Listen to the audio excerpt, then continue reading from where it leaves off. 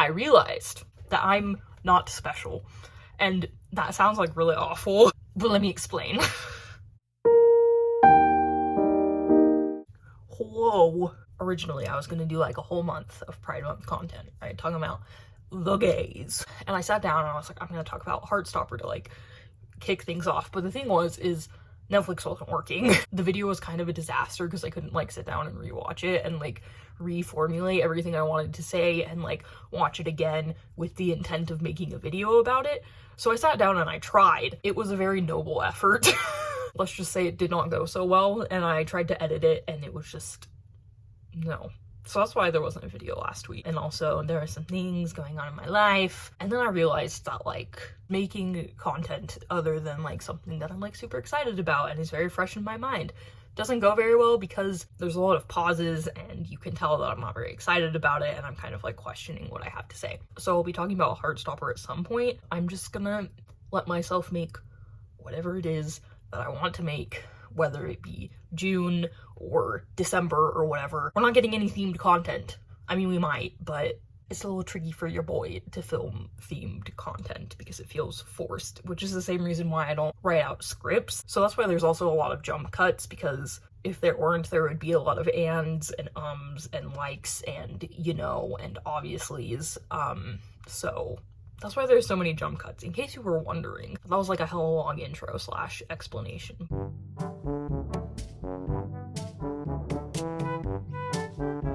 So your boy has PTSD from their childhood and also a lot of like trust issues and abandonment issues.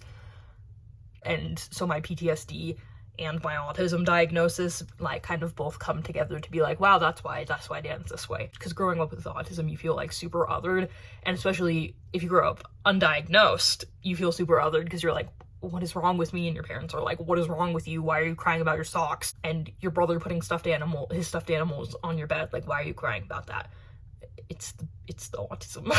But anyway, as a result of this, there was kind of a narrative in my mind of you can't trust other people. I kind of always felt like I messed things up and that I was like too hard for other people to love if I didn't like act a certain way. And the thing is I don't really struggle with self-love as much. Well, I did a lot when I was a teenager, but like now I don't really struggle with it that much anymore, just because I think I'm cool. I think I'm rad. I like myself. Like, I enjoy hanging out with me and spending time with me. I also have ADHD, and sometimes part of ADHD is rejection sensitivity dysphoria. So basically it's like even like a very small thing or just like a perceived rejection feels like super huge to you, and you're like, oh my gosh, everybody hates me and this is the worst, and you know, your brain just kind of like takes it and runs with it. So all of the like perceived rejections in my life, coupled with like some pretty intense like actual rejections of my life, have just kind of come together to make this mess in my brain that's like, this is like so sad to say out loud, like not really relying on other people, but also at the same time very like intensely craving that human connection. So I'll like grab onto one person and be like, yes, this is the only person in the world who will stick by me forever. And then when they don't, because a lot of times that has been like romantic relationships, when they don't and like we break up, then I'm like, nobody will ever love me for who I am, and this is the worst, and I spiral, and it's awful. I've been working with my therapist on this, and the doctor that did like my psychological evaluation to diagnose me with autism and ADHD and depression and anxiety and PTSD and gender dysphoria, she was also like, it makes sense why you think that, but also like not everybody's that way. And I was like, she's lying.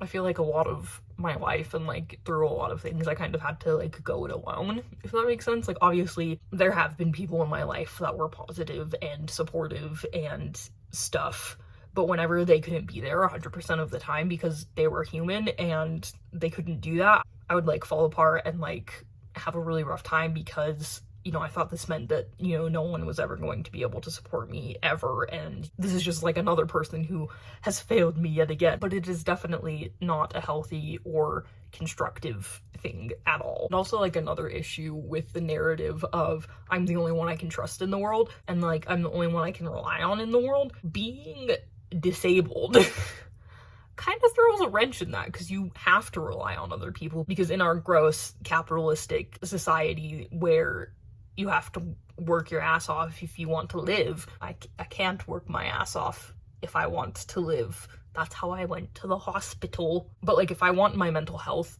to remain intact, I cannot work full-time. But in order to be independent, you have to work full-time. So it's like this weird paradox of like, I had been relying on myself ever since I moved out of my aunt's house when I was 19, but then coming to terms with the fact that I can't do it by myself because I am disabled. It was like a really hard thing for me to come to terms with, because I was fine with coming to terms like with the fact that I was disabled. I was like, okay, that's fine. I unpacked, you know, my worth being tied to my productivity. Like, I unpacked that pretty quickly and, you know, accepted it and moved on, except for this one hang up of being terrified to rely on other people. And you may be like, well, that's fine and dandy that you have all of these issues with trusting people and are super sensitive to rejection and abandonment, but are you just gonna sit here and talk about like how sad and like disappointing and awful everything is? No, there's a point, I promise.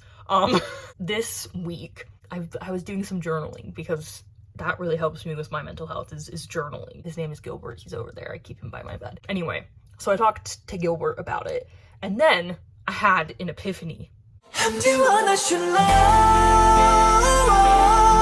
Not that kind of epiphany. That one was like forever ago, but a different kind of epiphany.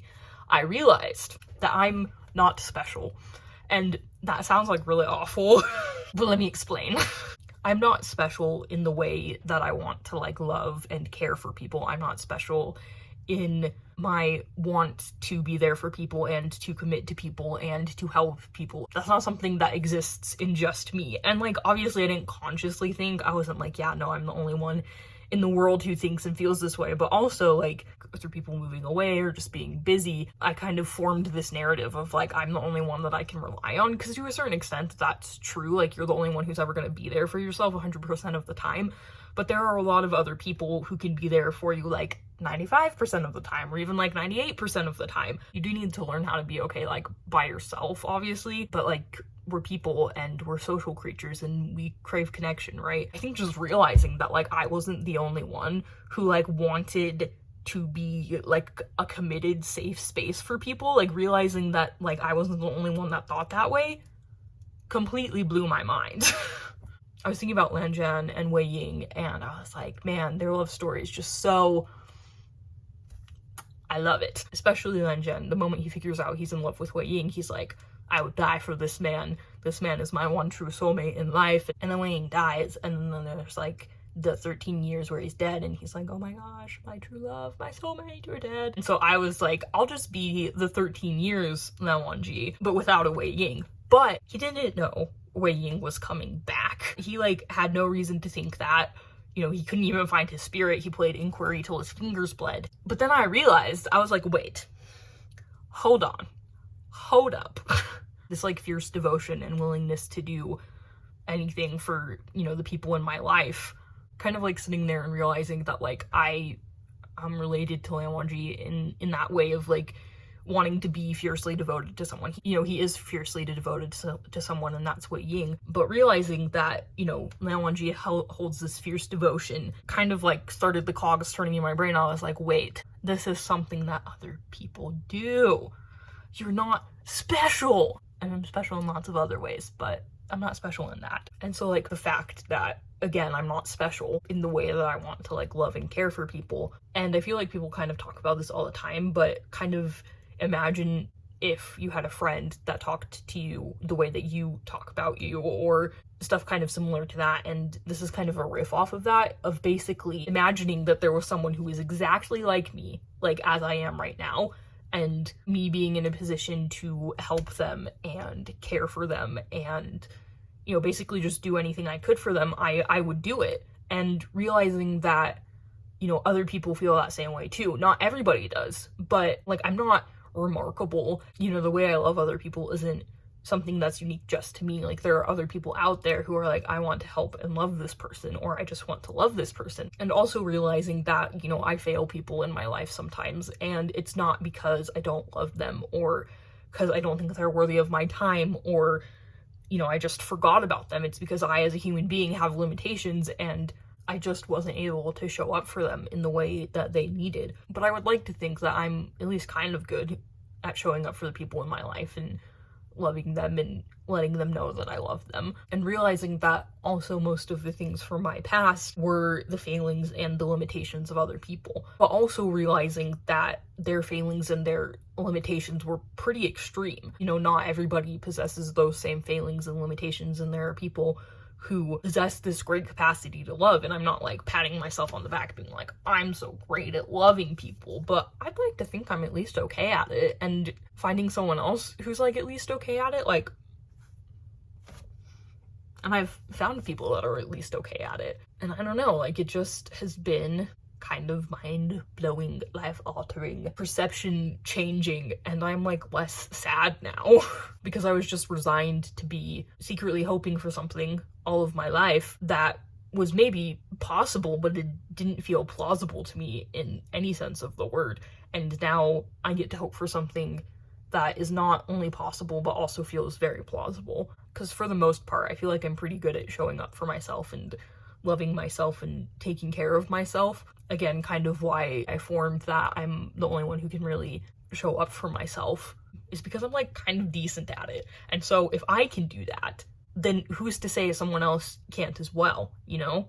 I don't know, maybe somebody watching this hasn't figured that out yet, but it took me figuring it out for myself and framing it in such a personal way for it to like actually click in my brain. I don't think I've heard anybody ever say other people are capable of loving you the way that you love yourself, because I feel like a lot of people who struggle with feeling like they're going to receive love from other people also struggle to receive love from themselves, but that's not something I really struggle with at this point in my life. Like, I can confidently say that I love myself and that I think I'm worth showing up for. It was just kind of this idea that no one else thought that, or when they did think that, they didn't think it for very long, and I was just kind of waiting for the other shoe to drop and people would be like, ah, yes, this specific reason, this is why you're broken and why nobody loves you, and then to have them leave as well. And again, I'm not saying that like no one loves me, because that's silly, but I just have trouble feeling secure and safe in that love that other people have for me because of all of the issues that I discussed earlier.